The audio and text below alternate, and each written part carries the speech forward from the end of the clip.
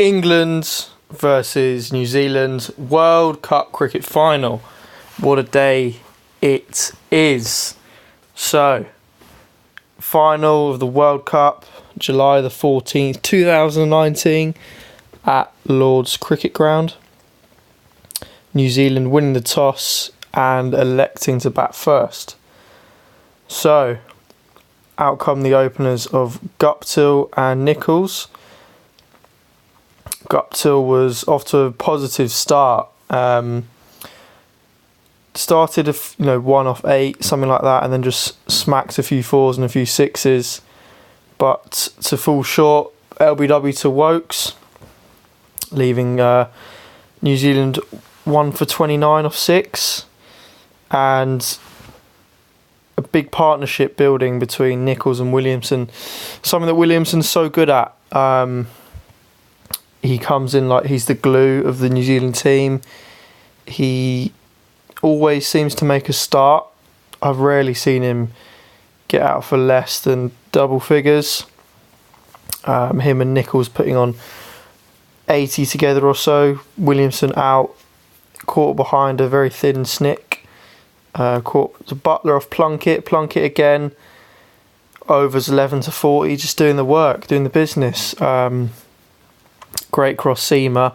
Seemed to pick up and bounce a bit more off the seam. And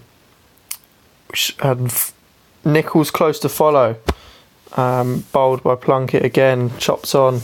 Another cross seam, I think it is. And again, Taylor. Latham wagging the tail a bit in the middle order. Making a 47, just under a runner ball. And a quick flurry from some of the tail enders, Henry, but leaving New Zealand 2-4-1 for 8, which I think in the grand scheme of things is a low total, but in the final of the World Cup, batting first could have proved to be dangerous. I think all the nerves going, especially in the final. Woakes pick of the bowlers, 3 for 37 off 9. Plunkett also good at 3 for 42 off 10. So England out to bat. Not huge out the blocks like Bairstow and Roy usually are. But Roy again caught behind off 5. 17. Bairstow trying to keep it all together, but Root and Morgan falling quickly for single figures, leaving us 71 for 3, and then quickly 4 for 86. But luckily a great partnership between Stokes and Buttler. A slow one for Buttler, something he's not used to, being a bit of glue, but definitely being positive, getting a 59. And not too much going on, but until the last over of absolute madness, Stokes hitting a 2 down to mid wicket, ball comes in, fielded on the boundary, buzzed in. Stokes diving for the second run on the last ball of the game, or the second last ball of the game, sorry, and it hitting his bat and going for overthrows. Absolute scenes, just it was crazy. Crazy to watch, but because of that, leading to a draw, meaning there's a super over, something that I've not seen for absolutely ages. But England straight out to bat again. Joe Root electing Stokes and Buttler to bat. Stokes obviously the probably correct choice, having just batted, and then Buttler again, big hitter. Luckily spanking a 6 over mid-wicket, giving us 14. Giving us 14 to work with for a super over, which was a bit better than I assumed, or a bit better than I anticipated. I thought, 12 would be a good shout, but 14 was great.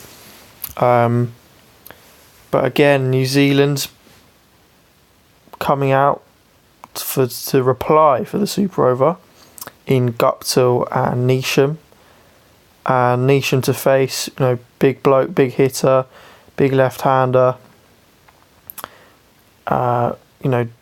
Started really well. Archer bowling a wide to start, which isn't great. A lot of pressure on him as well. Just come into the England team, 24 years old. And then he bowls a full Yorker, goes for a 2. And then Satner absolutely spanks a 6. Sorry, Neesham absolutely spanks a 6 over mid-wicket. 7 off 4. Definitely squeaky bum time. But Archer starts to bowl much better and absolutely craziness. The super over ending in a tie. They managed to get the 14. However, the rule is the team that hit the most boundaries in their innings will win, and that was England. So New Zealand had to score more than 14 in the super over to win. Otherwise they would lose. And, England are champions. I think over the course of the tournament, I think slight favourites maybe England. Definitely should have been finalists in my opinion. New Zealand, hats off to New Zealand for sure though. What a unfortunate way to lose, on boundaries.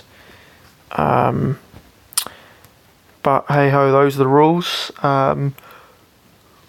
New Zealand going about their business very well throughout the tournament. They perhaps didn't get the biggest scores, but they got the wins. I think, but what a beautiful way to cap it off. And Ben Stokes, man of the match. I think really good for him as well, being a turbulent year or two for him. What a beautiful, beautiful way for him to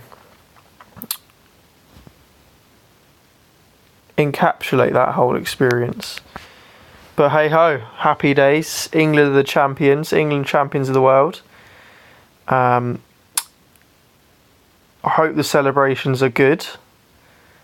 But although we do have the Ashes round the corner, so we've got a test against Ireland, a bit of a warm-up for the Ashes, but we've only really got not even a week of partying before we've got to switch back on again, and then a week after that is the Ashes. So congratulations England, great stuff, great thing for English cricket, and thank you for listening. We will see you in the next one.